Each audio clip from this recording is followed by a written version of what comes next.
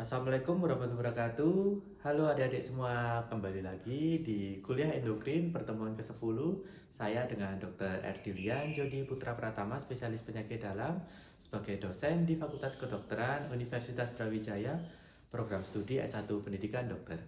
Pada kali ini kita akan membahas materi terkait diabetes mellitus, yaitu etiologi, klasifikasi, dan diagnosis. Seperti biasa untuk peraturan di kelas saya ya, kalian harus datang tepat waktu ya, lalu juga harus fokus pada saat perkuliahan, aktif pada sesi perkuliahan, dan hening ya. Jadi jangan berbicara dengan teman sendiri ya pada saat materi perkuliahan sedang berlangsung. Untuk identitas mata kuliah pada hari ini, mata kuliah sistem endokrin untuk mahasiswa semester 4 dengan bobot SKS-nya 3.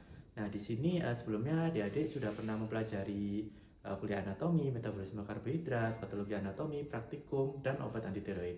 Pada materi pertemuan ke-10 kuliah endokrin ini, kita akan membahas terkait diabetes mellitus, etiologi, klasifikasi, dan diagnosis. Untuk learning outcome-nya, adik-adik diharapkan bisa menjelaskan etiologi diabetes mellitus, mengklasifikasikan jenis-jenis diabetes mellitus, mengidentifikasi kriteria diagnosis diabetes mellitus berdasarkan pedoman klinis, serta menganalisis kasus sederhana untuk menentukan klasifikasi dan diagnosis diabetes mellitus. Untuk outline materi pada kali ini ya, akan kita mulai dengan pendahuluan diabetes mellitus, lalu etiologi diabetes, klasifikasinya, lalu penegakan diagnosis, kesimpulan, serta terakhir akan ada kuis. Sebagai pendahuluan, apa sih diabetes mellitus itu?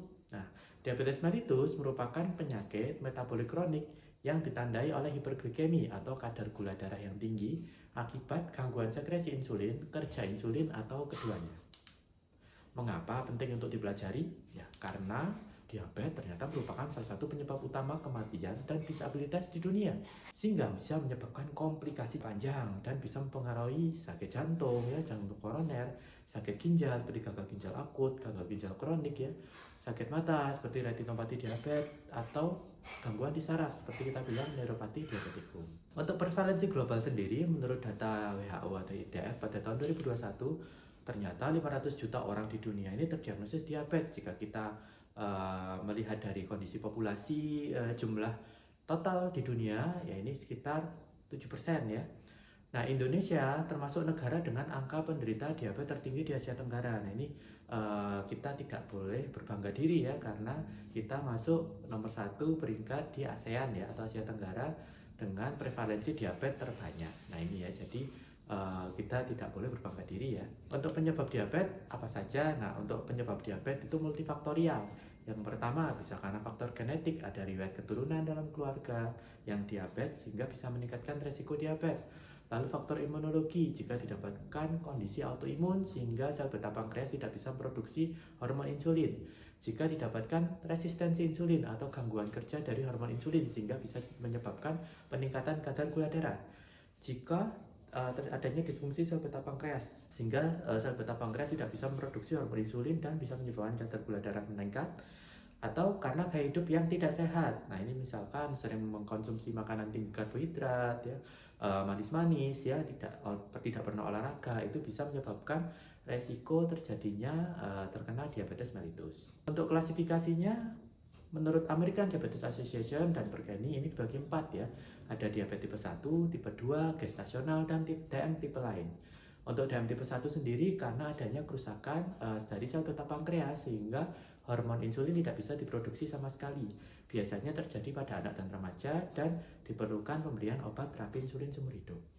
Untuk DM tipe 2 biasanya karena adanya resistensi insulin dan kombinasi karena adanya penurunan dari produksi insulin. Biasanya karena dewasa, umumnya pada dewasa ya, dan berhubungan erat dengan obesitas ya, serta gaya hidup yang tidak sehat. Untuk DM gestasional sendiri biasanya dapatkan pada saat kehamilan ya, trimester 2 dan trimester 3 ya, sehingga didapatkan peningkatan kadar gula darah yang tinggi. Resikonya bisa menyebabkan komplikasi kehamilan dan resiko DM tipe 2 pasca persalinan. Untuk DM tipe lain bisa karena penyakit pankreas ya, pankreatitis kronik, efek dari pemberian obat steroid ya, dan gangguan endokrin atau Cushing. Nah, untuk kriteria diagnosis diabetes ini kita bisa menegakkan dari salah satu berikut ya, seperti gula darah puasa di atas sama dengan 126, gula darah 2 jam setelah makan di atas 200, Gula darah sewaktu dengan gejala trias klasik yaitu poliuri jika pasien sering kencing, polidipsi jika pasiennya sering haus, dan polifagi jika pasiennya sering lapar ya atau makan terus ya. Itu lebih dari 200 mg per desiliter atau HbA1c lebih dari sama dengan 6,5%. Nah, salah satu dari kriteria ini bisa kita tegakkan untuk mendiagnosis diabetes. Nah, untuk kesimpulannya, diabetes merupakan penyakit metabolik kronik yang membutuhkan deteksi dini serta penanganan tepat untuk mencegah komplikasi jangka panjang.